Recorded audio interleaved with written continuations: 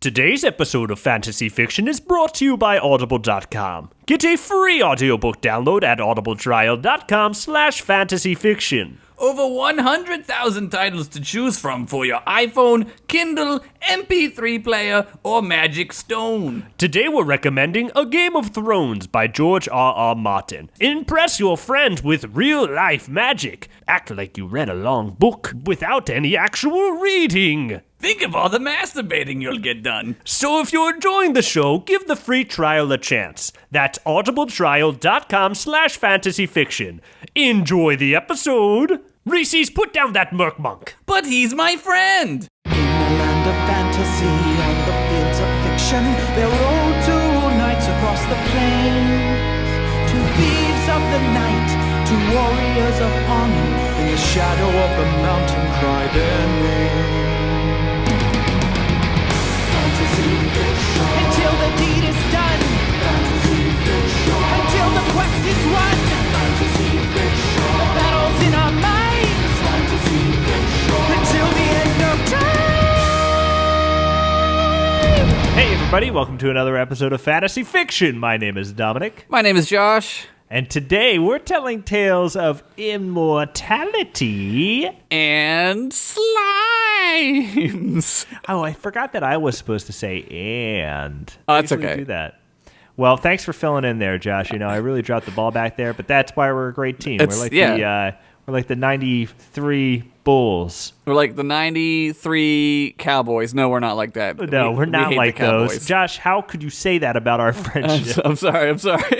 Did the Bulls win in 93? I bet they were good. That's the thing. Anywhere in the 90s, you say the Bulls, they were good. Yeah, that year. when did Michael Jordan retire? 94? So yeah, they won in 93.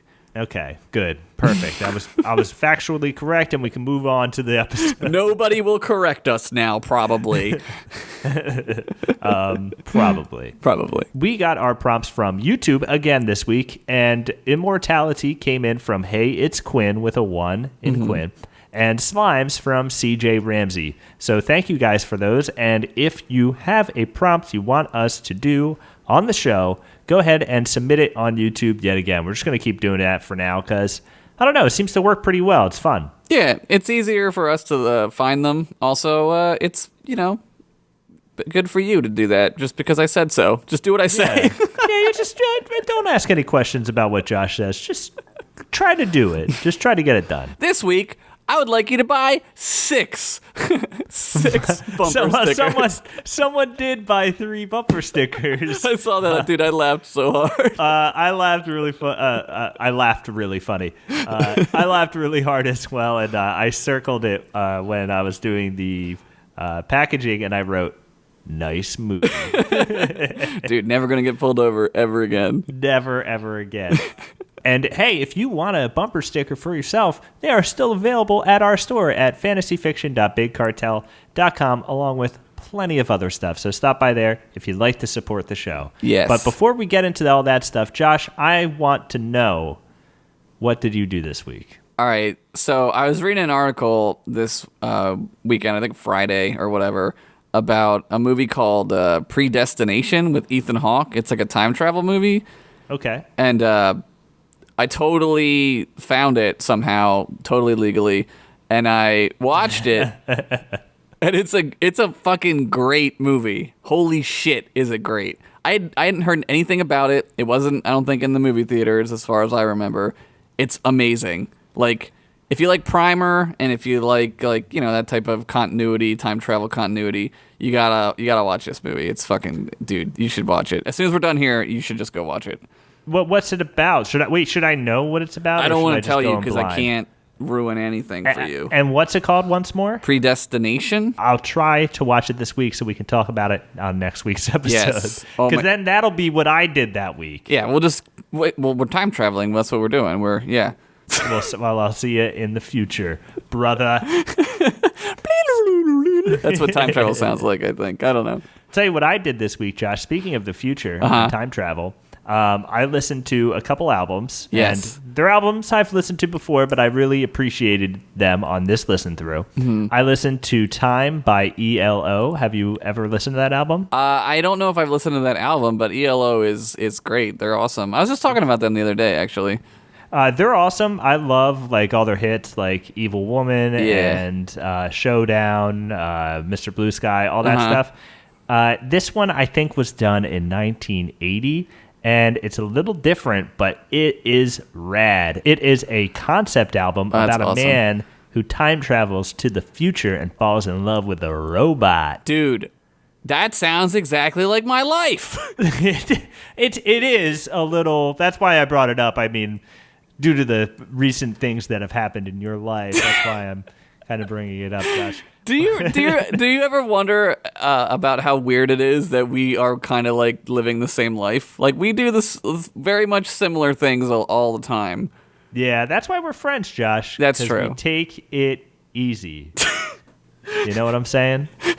Isn't that a Yellow song? Take it easy. I think it. Maybe. I don't think Eagles. so. That's the Eagles. But I listened to that, and I also listened to Black Sabbath's "Masters of Reality." Oh fuck, dude, man! I think I brought it up before as a thing I did in a week before on this show, and I don't care bringing it up again. The album is incredible. That album is one of the albums that shaped my existence.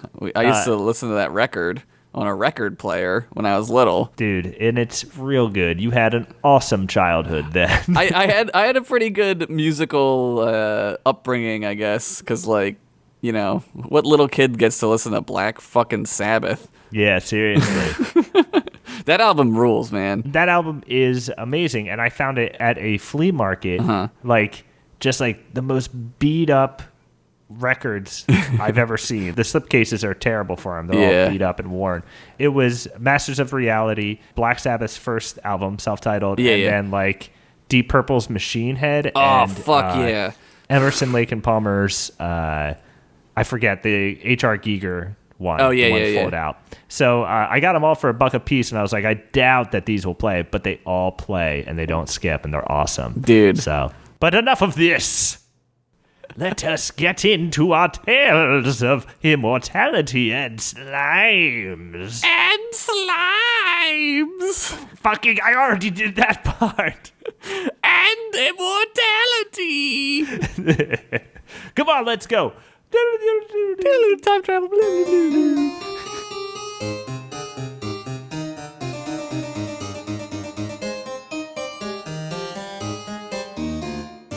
Dom. Yes. Are you ready for my story? Of slimes and immortality? Okay, yeah, I am ready, you know, now that you mention it. All right, my story this week is called Skeleton Beach Party 2 All-American Surf Skeleton. Do I have to have seen American Beach Party 1? No, because the title has nothing to do with even what happens in this story. Okay, all right. I just want to make sure. I just want to say that I hope we get a prequel someday. Okay? Oh, someday. Water dripped down a cold stone wall like jizz from your mom's stone cold pussy. Whoa, Josh. Bringing the heater early on. Keep going.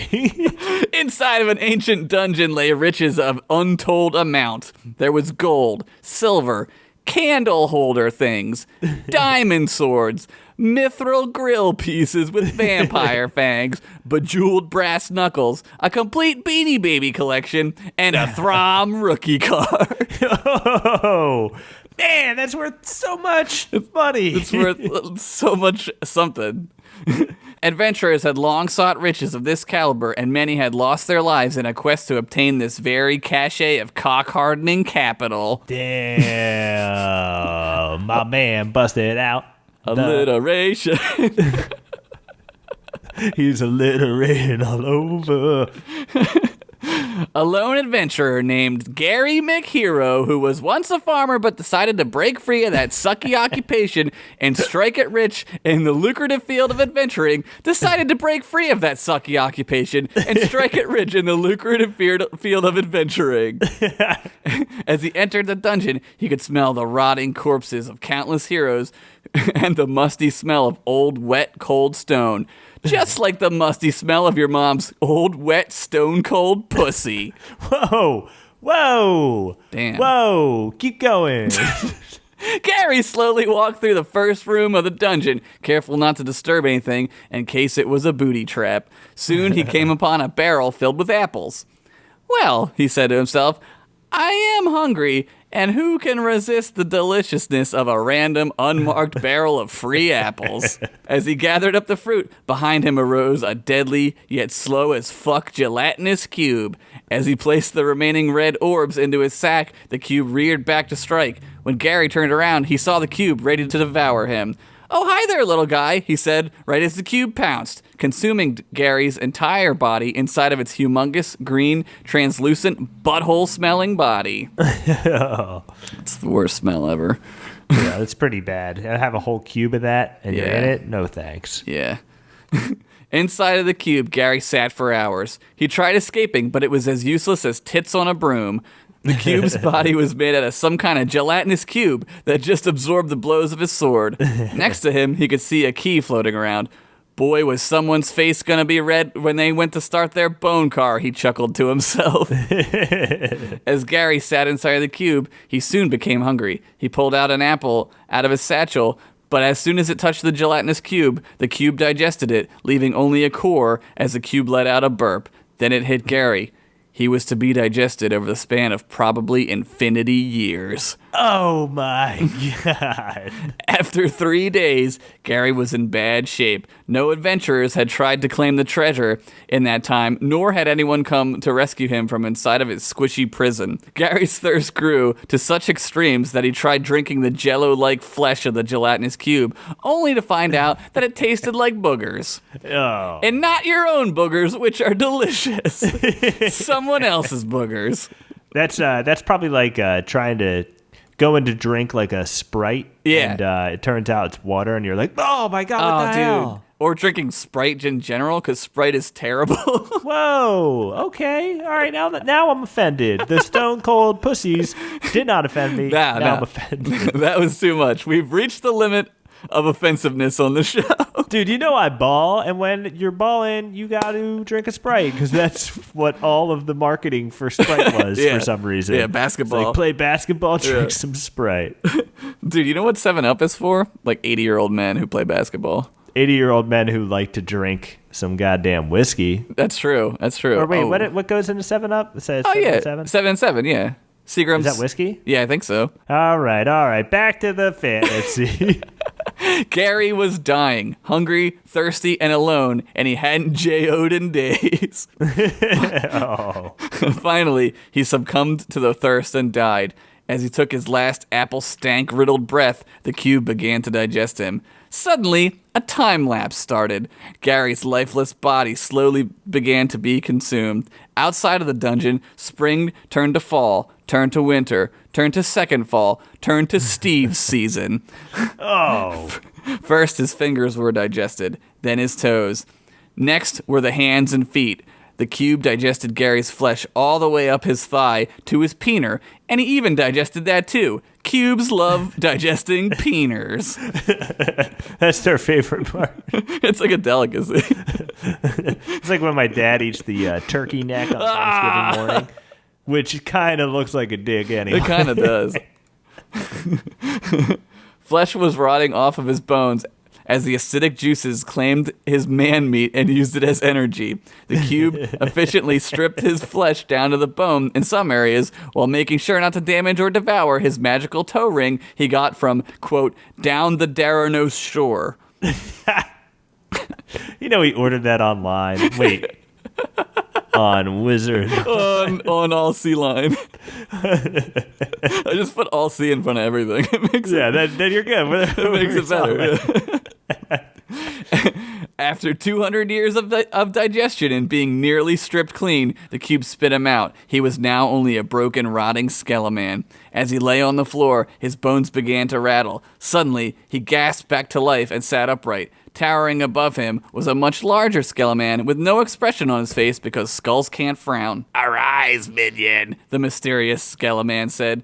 How am I alive? Gary asked. You aren't, the skeleton replied. You're a skeleton, and you are now charged with the defense of this dungeon and all its riches. Arise, he commanded, for it's your birthday! Suddenly, a disco ball dropped from the ceiling as hundreds of Skeleman, gelatinous cubes, dark orcs, cave trolls, dark trolls, orc dark, and troll cave orc darks came out of nowhere with party hats on and drinks. Streamers fell from the ceiling as the banner that read, "Happy Re-Birthday, Gary the Skeleman," magically unfurled. 2 Skelemen were doing the Skele robot and killing it as some nasty trap music was busting through the all-C speakers. Trap music? Yeah, dude. So like music for traps to go off during? Oh, no, you gotta look up trap music, dude. Oh, the bass drops? Holy shit, it's great. Okay. It's All great. right. Okay. All right. That's something else I'll look up this week. Watch that movie and then listen to trap music. Kind of wish it was booby trap music. It should be. It should be renamed then. In the corner near the keg, a Skeleman was doing a keg stand.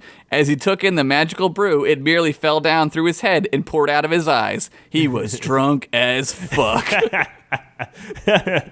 This party made House Party 1 look like House Party 2. This is amazing, Gary said as the large Skeleman patted him on the bony back. "Welcome to the greatest afterlife party Darados has to offer," said the Skeleman. "I mean, look at this place. It's a 28/7 369 dip your dick into crazy fuckfest. We just sit here and wait for adventurers to foolishly try to get our treasure, and then when they come in, we just murder the shit out of them." What am I talking about? You know, you were at the orientation. Yeah, Gary said shyly. "Yeah, I remember that part. The dying part kind of hurt." "Well, my boy, no more pain for you now. Just a never-ending bone sesh. Hey, by the way, you want to get your bones sucked?" asked the Skeleman as he pointed over toward a sexy gelatinous cube with a wig and a bra on. "Oh, how lovely," Gary said as the cube winked at him with an eye it devoured from some poor eyeless piece of shitty shit. Using somebody else's eye to wink at him. The party raged on for hours and devolved into an orgy of unbridled skeleton debauchery. You couldn't tell where one tibia ended and another sacrum began. This went on all night long. Just as they were about to start playing the most evil game of all, Cranium, an all-C alarm went off. "An adventurer approaches!" shouted a Skeleman with 2 eye patches on, but also novelty Gary-shaped party glasses. Suddenly, the dungeon shifted gears into super serious mode. Gary stood there confused as all the skeletons hid all the party favors like it was a speakeasy. Everyone took their places as Gary stood in the foyer, helplessly not knowing what to do. As he stood there, he could hear the metallic clanking of armor approaching. Gary collapsed on the floor and pretended to be a dead skeleton. As the adventurer approached, he stood over Gary's seemingly lifeless body. Noticing the magical toe ring, the adventurer ripped off Gary's toe and bit into the ring to check if it was made out of gold. It was, but it also tasted like toe. Suddenly, Gary sat up. "Hey!" he yelled. The adventurer was frightened and drew his war axe. "That's my toe ring!" he shouted. "And my toe!" Suddenly, the gelatinous cube came out of fucking nowhere and devoured the adventurer. As he writhed inside of the cubed horror, his armor began to melt away, revealing a cool t-shirt. It read, "Steak Daddy." What? "Oh, I'm sorry," Gary exclaimed. "I didn't know he was going to do that, although I probably should have guessed because he did the same thing to me. I'll try and go get help." "No," said the adventurer. "You have to help me," he cried out in horror. "I don't know if I can," Gary said. "I'm in the Skeleman Guild now. They threw me a party." "Help me," the adventurer said as his beard began to be digested. Gary froze. What was he to do? Several miles away, in a tree, a merc monk was about to get a blowjob from his merc monk wife as he had heard the screams of the adventurer. "For fuck's sakes!" yelled the merc monk. "Just help him already and keep the noise down. I can't jizz unless I have total silence, so please shut. Oh, I'm gonna jizz. I'm jizzing," he yelled. Oh, man. Gary was torn. Was the jizzing rodent right?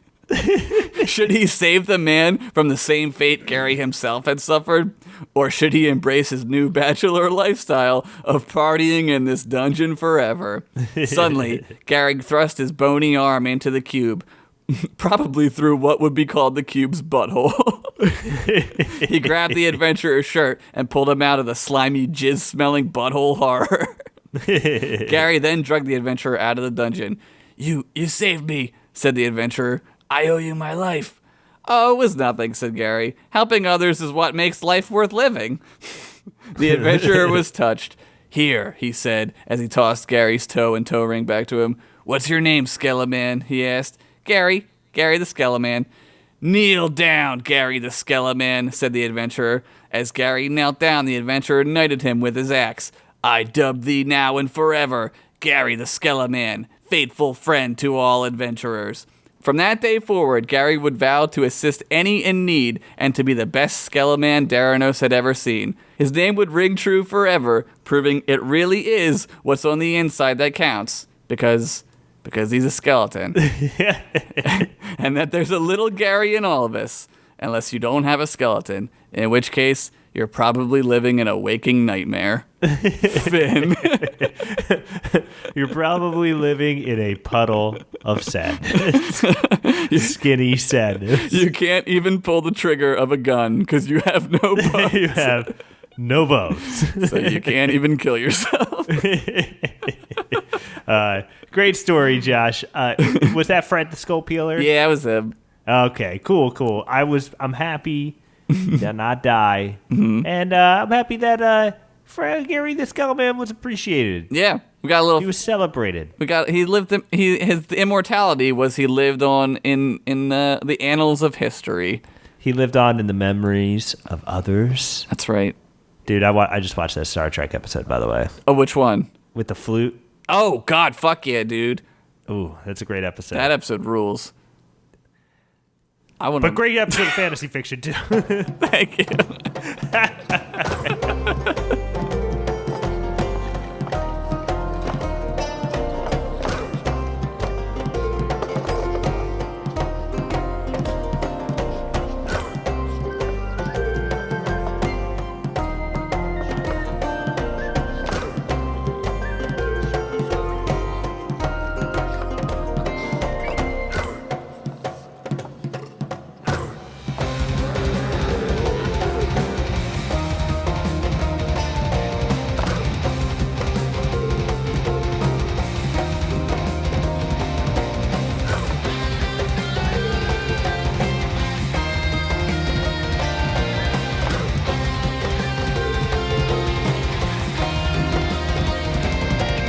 All right, Josh, you ready for my tale of immortality and slimes? I'm fucking ready, bitch. All right, this one is called Fire and Slice. Oh. The fruit soda. Oh, we forgot about Slice. You forgot about Slice, dude. Yeah, all right. People forget about Slice all the time. A legendary potion of immortality sat at the bottom of a well in the center of the town of Glyphindale. Ooh. And there just so happened to be two of the baddest dudes who wanted to live forever. Rickard the Bandit, leader of a notorious bandit cult in the Forok Forest. Mm-hmm. Dastardly was the word to which his photo was adjacent in the Orkspire dictionary of various insults and put-downs, with his flowing black hair and black mustache. Daggers were his specialty, but any means necessary were his tactics. Oh, he once killed a man with his own son. Cold-blooded clubbing. His own son. Then there was Soldam the sorcerer, leader of his own goddamn life. No one told this dude what to do, especially Fire, which was his magic of choice. Mm-hmm. Fire did whatever the fuck he told it to. Burn an elf's face off? Done. Torch an entire town of orphans? Double done. Steal a bone car and try to rob a bank? Well, it attempted to, but Fire can't really do all those things. The bone car burned down and exploded, though, so that was pretty cool. It's a win-win situation. Yeah, you got a nice little fireworks show. The potion of immortality's location was well known among the power-hungry wizards and warriors of the land, and as a result, the town of Glyphindale had been ravaged, ransacked, and Randy Savage elbow dropped time and time again. All of its once peaceful inhabitants had fled, and was now home to outcasts and creatures who found the post-apocalypse welcoming. Post-apocalypse. That's very good. I like that. Though the potion's location was known, there are no records of anyone successfully retrieving it. Until today, said Soldam the sorcerer as he curled a flaming 55-pound dumbbell and then threw it into space. Imps, to my hall. Fire imps rushed into the sorcerer's hall, climbing over one another, ready to do their master's bidding. Soldam picked up his black staff that had a glowing orange crystal at the top and commanded, "Ready the wagon, and the flame horses to pull the wagon. Ready them, I say. Ready for wagoning. For tonight, I claim the potion of immortality." Dude, this dude fucking rules. Damn, he just wants... He's Soldam, okay? I like how he was listening to you. I like how he was listening to the narrator. Back at the Forok Forest, Ricard the Bandit watched this wagonry unfold on a magic scroll that fizzled out and disintegrated. "So," began the bandit, "Soldam is going after the potion of immortality. That punk-ass, shit-ass, no-dick-having, no vagina-having either, but crackless, no sex organ-possessing, or butt-owning son of a shit." Ricard turned around and threw a dagger into a wooden target of Soldam with no sex organs drawn on it and hit him right in the no-dick. The bandit and sorcerer were once partners in evil deedery. Robbing villages, hunting royalty, the two were united in their quest for power. One day, the two were robbing a mine of its treasures when they discovered a magic orange crystal. Its powers were quickly discovered when one of Ricard's men picked it up with his bare hands and exploded. Oh my god. While Ricard was blown away metaphorically, Soldam claimed the crystal and fled, granting him his specialty in fire magic. Ricard went to his arms tent and laid his daggers out on the table. Yes. He opened a jar labeled with a skull and poured a green slime onto his magic daggers, which began to absorb the substance. Dude. "I'll render that thieving bastard useless. I mean, I know stealing things is kind of the nature of my life, but no one steals what I'm about to steal. I'll steal that dude's life." The cultists circled around a black pond and began to chant. Beams of black magic began to shoot out of the pond and swirl about the cultists, and it felt good if one hit you, like if you were standing over the fan and the fan was blowing up your shirt and it looked like you were really fat. Dude, best feeling in summertime. Dude, best feeling. Yep. This is a great summer feeling. A black steed with red glowing eyes began to emerge out of the pond's black waters. Dude. Ricard did some incredible parkour and landed right on the horse, riding off immediately. Soldam rode in his hot-ass Wagula into the town of Glyphindale. Hey, it's a Wagula. The town's few inhabitants took a peek at who would next try their hand at claiming the potion. At the other end of the town, Ricard rode in on his wicked black steed. He parkoured down from the mountain and entered the town as well. The two quickly spotted each other with the well in between them. They both stared at each other for a moment until Soldam shouted, "You still pissed that I can make fire do whatever the fuck I want it to? You can't command it to have sex with you, you prickless prick," replied the bandit. "Why would I want to do that?" asked the sorcerer. "Eat shit, you shit!" yelled Ricard as he sprinted toward the well. Soldam lifted his staff and fired fireball after fireball at the bandit. Yeah. Ricard dodged each blast as he jumped off the well and into the air. "Take this, you goatee stroking buck!" Wow. shouted Ricard as he threw one of his slime-laced daggers at the sorcerer's forehead. Soldam disappeared in a cloud of black smoke, and the dagger struck a homeless orc right in the big toe. He shouted in pain as slime encompassed his body, breaking down his skin and muscle into a gelatinous cube. Oh no! On the same page, Josh. God damn it! Soldam reappeared behind Ricard and struck him on the back of the head with his staff. Shaken, the bandit reached into his pocket and pulled out a tiny vial. He threw it on the ground, filling the town with a bright white flash. Soldam was blinded for a moment. He focused his powers and regained his sight. Ricard had vanished. Oh, no. "There's no point in hiding," said the sorcerer. "I can fucking do this." The sorcerer pointed his staff at a small house. A red beam shot out from the crystal staff, and the house exploded.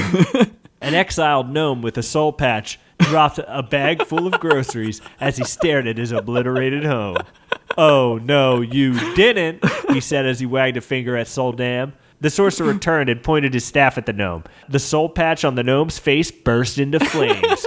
"No!" screamed the exile. "My soul!" The facial hair burnt to a crisp as a purple spirit flew out of his mouth and into the sorcerer's orange crystal. He did him a favor. Yeah. Ricard jumped down from a building with a double axe handle smash onto Soldam's head, causing him to collapse and drop his staff. The bandit kicked him in the ribs and ran for the well once more. He parkoured down and grabbed the potion of immortality, then parkoured back up. Potion in hand, Ricard stood on the edge of the well with his other dagger between his fingers, lining up a shot on the sorcerer. Oh, man.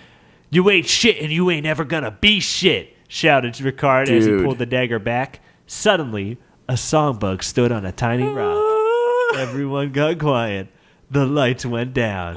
He sang, "Who wants to live forever?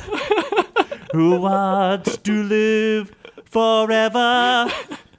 "That's right, ladies and gentlemen," spoke the songbug in the manliest voice where you could almost hear the counterweight of his long donger. "I, too, drank from this ancient potion. Oh, no. I am immortal." What? Songbug's immortal! "But there is no record of anyone claiming the potion," shouted an orc. "That's because bugs have been here long before any of you weirdos." He's right. The crowd gasped. "That's right," continued the songbug. "My people used to run this town. Life was peaceful, and the land was full of love. Then freaks like yourselves crawled out of the ocean, and next thing we know, you're all stepping on our brothers, and our sisters, and our parents, and our dogs. Yes, we have bug dogs." Bug dogs. The crowd double gasped. "I am the last of my kind. My race of talking, singing, long dong having bugs have been squashed out long ago. My people created the potion, then extracted themselves into it for a nice blue color. Immortality is a curse on your people, but a curse no one deserves. Seeing your friends, loved ones, and bug dogs die before you is a pain most unbearable. Though I would like to add that due to my immortality, I have seen more boobs than anyone who has ever lived. If I don't see a boob for the next 36 years, I will still have seen more boobs than anyone in the entire world combined." "Are you including animal boobs?" asked the gelatinous cube. Good question. Hell yes, I'm including animal boobs. Man, I wish there was a cow right here, right now. I would suck up on them udders so hard, said the songbug as he rubbed his hands together and licked his lips. There was a long, unsettling moment of silence. Then the songbug thought about them udders again and got so excited he sang a high-pitched note that caused the potion of immortality to shatter. "This was one weird day," said Ricard as he disappeared into the shadows that appeared right over his disappearing. One weird day. "Fuck this," said Soldam, and he disappeared in a similar fashion, but behind black smoke. Dude, awesome. That was a great story. Songbug is immortal. I think we all knew deep down he was immortal. When you sing like that and you have as many adventures as he sings about, you gotta be immortal. He was timeless before, but now he's literally immortal. Very, very nice. I want to get the fucking Songbug anthology. Songbug does the classics.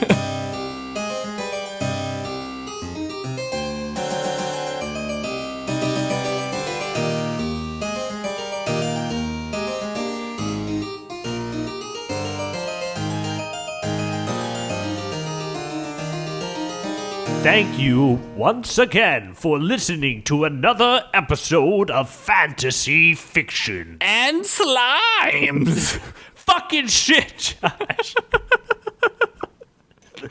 But seriously, thank you guys for listening to another episode. If you want to support the show, you can stop by our merch website at fantasyfiction.bigcartel.com. And, you help us out and you get something of your own, either whether it be a t-shirt or a button or a sticker or maybe just an invoice that says that you paid money for stuff. Maybe that's what you cherish. Who knows? We should sell invoices. 10 cents an invoice. You can also help us out by signing up for the Audible trial. It's free. You get a free audiobook, and that helps us out. But another free way you can help us out is by leaving an iTunes review. And Josh, you had a review you wanted to read. iTunes review, yes. This one is named 420 Blaze It 5 stars by Zach Westbrook. I like the title. You like the title? The title a lot. 420 Blaze It. It really might be the best one yet. It sold me. I'm sold. I just keep going. Let's see what happens. Left a review to let these awesome guys know that I've been a fan since Continue, which is another show that we do, yes. And that I always look forward to every Moon's Day. P.S. Reese's and Snickerdoodle are straight up dorks. Whoa, we agree. He's right. He's right, dude. They're dorks. You've been watching stuff we've been making for... Ever. I don't know, 7 years or so? No, yeah. Wait, no, that's not right. It's almost, yeah. For about 5 years. It's probably closer to 7, man.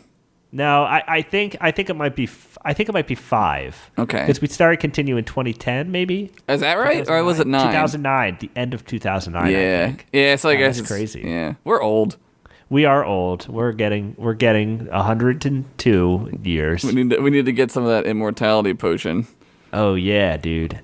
The only way to get it is to suck that songbug's dick, though, I think. You know what? That's really incredible that you picked that up, because that was the subtext. That's how you become immortal, is you had to suck a songbug's dick. Hey man, immortality has its price. Also, if you guys wanted to contact us for any reason, you can always write us an email at fantasyficpod@gmail.com. And you can follow the show on social media at FantasyFicPod on Twitter. Mm-hmm. Our YouTube is youtube.com/fantasyfic. And you can check out the subreddit where people write their own stories and share their fan art at reddit.com/r/fantasyfic. Mm-hmm. You know what? Oh, how about our own Twitters? We never plug our own Twitters. Yeah, we never Josh. plug our own Twitters. I am at Henderson1983. And I am at Dom Moschiti. And my last name is Moschitti. It looks like most shitty, guys. It's not. But I swear to you, in another land of pasta and other carbs, it's pronounced Moschiti. Pasta and other carbs. Pasta and different types of pasta. And different shapes of pasta. But I guess that's it. I don't have much to say here at the end. Josh, do you have anything you want to say? Did we say Facebook? Go to the Facebook and put stuff up there, too, and talk to us. We check that, too. Yes. And if you're listening on YouTube, go ahead and like the episode, favorite, subscribe, do all that stuff. That actually, it's a cliche to say because it's at the end of every video, but it really does help us out. So if you like the video, just click the thumbs up and help us out. And tell a friend. Show your moms and dads the show. They'll love it. They'll love it. Moms love this show. They write us all the time. They say, I can't get enough of these jokes. These jokes are entirely appropriate for all ages. They're so good. I'm gonna tell my boys, sons, you are my favorite. I love you. I love you. Listen to this podcast. This podcast made me realize how much I love you. You are nothing like those two idiots. I raised you right, not like Dom and Josh, who are idiots. Who are dumb butts.